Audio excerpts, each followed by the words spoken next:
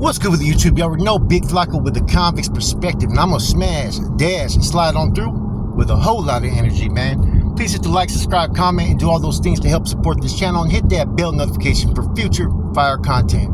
So as you can tell by the title, the thumbnail, and whatnot, we're gonna talk about the Mongols and the relationship with the NF, which did not exist. In fact, there was tension amongst a lot of the homies when the Mongols started to kind of congregate out there in San Jose, and when they set up basically a chapter out there, man.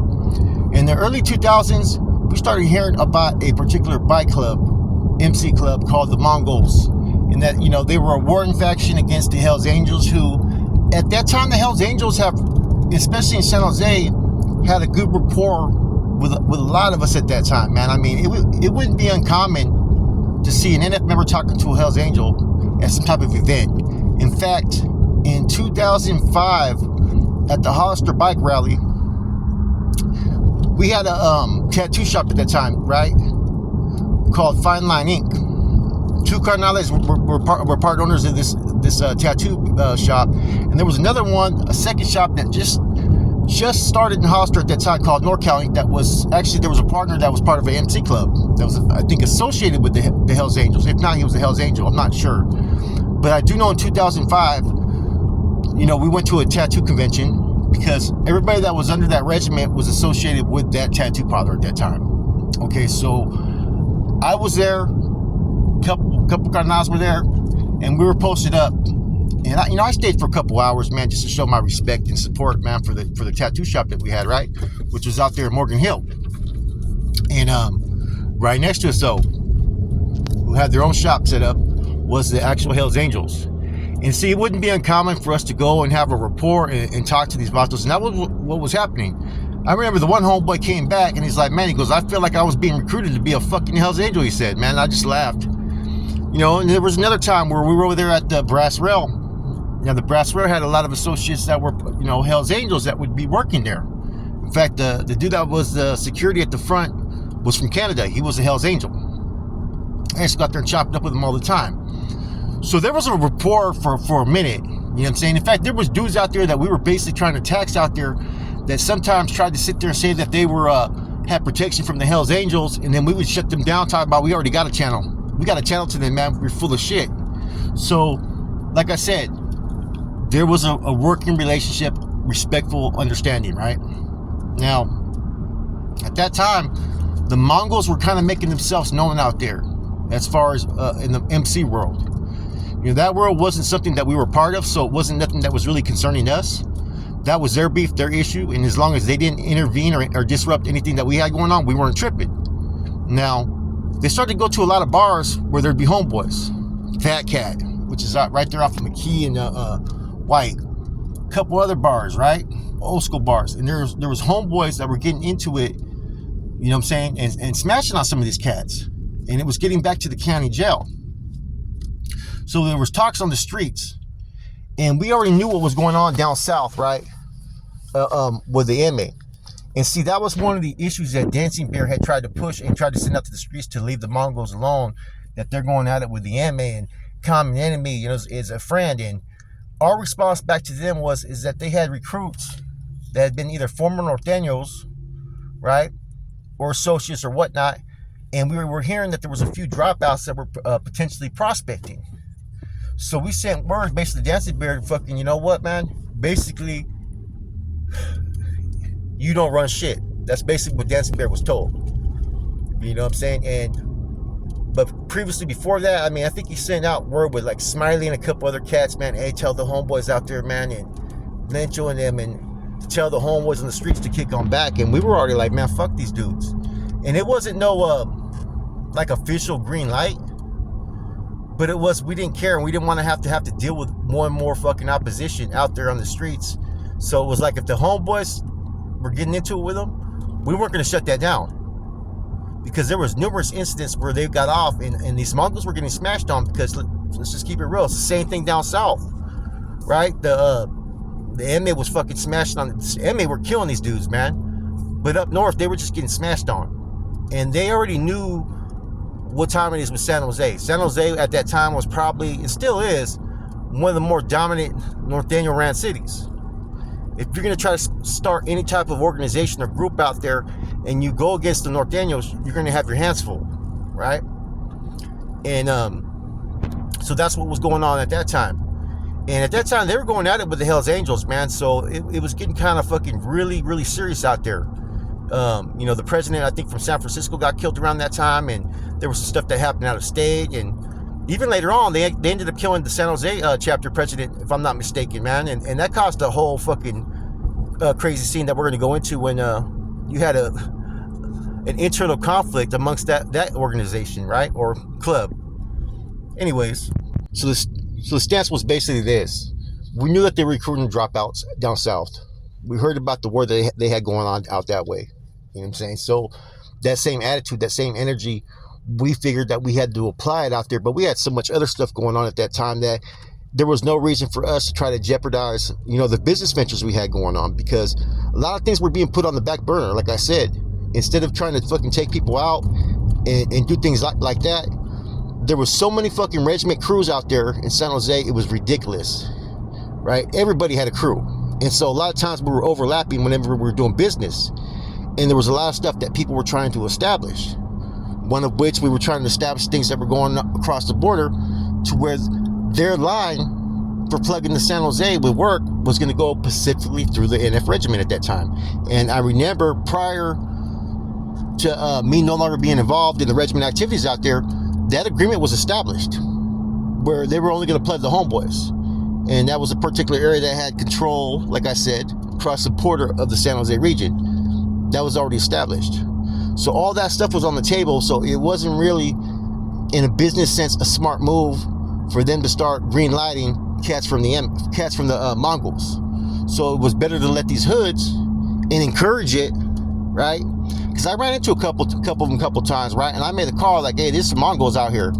And pretty much the response I got from that was, you know what, if they don't pose a threat, don't worry about it, man. But don't put yourself in jeopardize your freedom out there, man. You know what I'm saying? So pretty much, what we did at that time was basically we were trying to gather intel and information. That's when we found out, like, one of the spots that we're at the time was the Fat Cat. They were out there congregating, and there was a couple other locations that we had got the drop on. But see, they weren't really out there, flying their colors too deep. Like I said, there was only two of them, and that was at the location Music in the Park. Now, I never personally had any issues with any Mongols. My only issue back then was the rumors that they had a couple people that were fucking known dropouts that were either associated them, prospecting, or members. At that time, I believe that their chapter, I think, was either San Jose or Santa Clara. I'm not too sure, but there was a lot of stuff going on, like I said, between the Hells Angels and the Mongols at that time, man. And so, the Hells Angels have a pretty strong establishment in the Bay Area. Daly City, Oakland, and San Jose. They're pretty well established, with other chapters in other areas as well. And the Mongols, they have a small presence out there. And at that time, they were trying to fucking basically recruit. And so, from a lot of them were trying to steer clear of, NF activities, because a lot of them have fucking question marks. You know what I'm saying? That's why they say that a lot of these dudes were actually, ex-North Daniels that were going up to down south. It's basically to hide out from out here. That was also a rumor going on that they had, in fact, one of the killings that sparked the conflict between a lot of the MA and the Mongols was, I believe, a North Daniel from San Jose was spotted down south, and he said he was not only a Mongol, he said he was a North Daniel.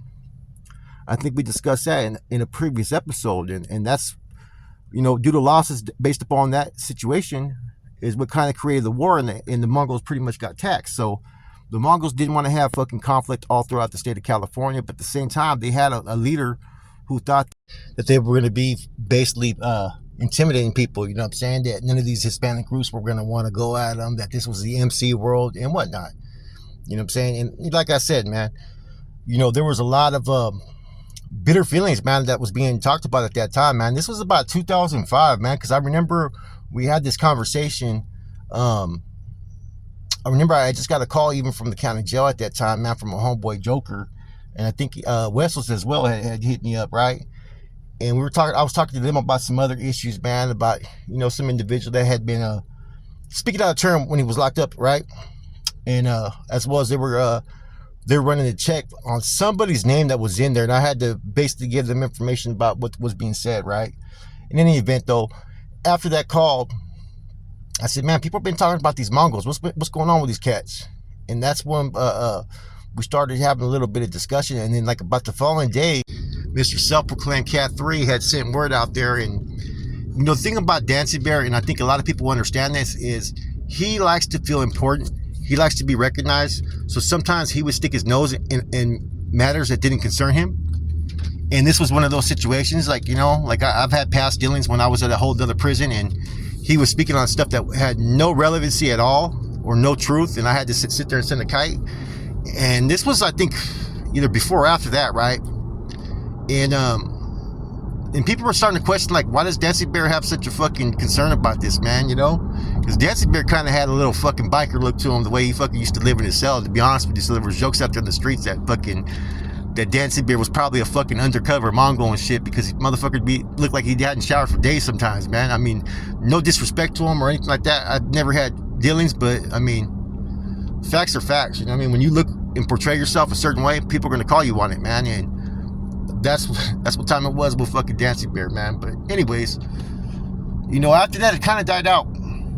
You know, I don't know what the Mongols were doing, but they were being less seen out there in San Jose. And you know, a lot of their recruiting, we weren't hearing about it as much, and it didn't start to become a problem. I noticed that they kind of migrated more to the valley at that time, you know, and they stopped trying to press the recruitment in San Jose. And I think that was because they knew that out of all the states in Northern California, they weren't big enough to establish really a strong chapter in San Jose. Now, they did establish a chapter, don't get me wrong, but they weren't recruiting as many homegrown individuals, is what I'm getting at. A lot of them were people who had migrated. And that's the one thing I noticed about the Mongols at that time, is that they would migrate. And a lot of that, I think, is because of people's statuses, man. Because of that, at that time, there was that huge recruitment frenzy to where they were recruiting people, and they were looking to street gang members to recruit into their MC club. They figured the only way that they were going to be able to compete with the red and white was get the baddest of the best. So what they did was they look into these neighborhoods. You know, dudes that were no longer in good standings, but were beasts straight with it. And they were recruiting dudes that didn't have fucking bikes at the time, believe it or not. You know what I'm saying? But they were still becoming Mongols. It was crazy, man. And, you know, there was a few people, I remember a couple of man, I don't remember the names off the top of my head. There's a couple that come to mind. But rather than put out some names that maybe I got wrong, maybe it's someone else, because I really don't remember 100%. There was some dudes that were not active, not in good standings, that were part of their chapter at that time, or it became Mongols. Those are 100% facts. And so at that time, like I said, man, you know, their presence wasn't wanted as far as them becoming established, but it wasn't something that the NF really needed to get their hands dirty, they felt. And so therefore, if the homeboys were at the club, the bars, whatever, and they seen them, handle your business, man. Fuck these dudes. That was what the mentality was back then. Now, where is it at now? I don't know. Because traditionally, the red and white in Norteños, NF, have had good reports for a long time, and you really don't hear about them really having any type of funk or issues on the streets. I'd like to think that they probably want to shut that pipeline down as far as any Mongols coming into the area. Now, there's been other areas like Los Baños. There was the Mongols that were killed out there, and a couple other incidents that have happened. So if anything's going to happen between any of these groups, you know, if the NF and Norteños are going to pick a side, it's going to be the Hells Angels all day. All day. You know what I'm saying? Without a doubt. Anyways, with this said, man, this is your boy Flacco, a Convict's Perspective, man. Lacing you up on a little bit of history, how it was in San Jose. This was a real talk, real discussion, and, you know, it's just funny how things transpire years later, where everybody's at today. With that said, I'm gone.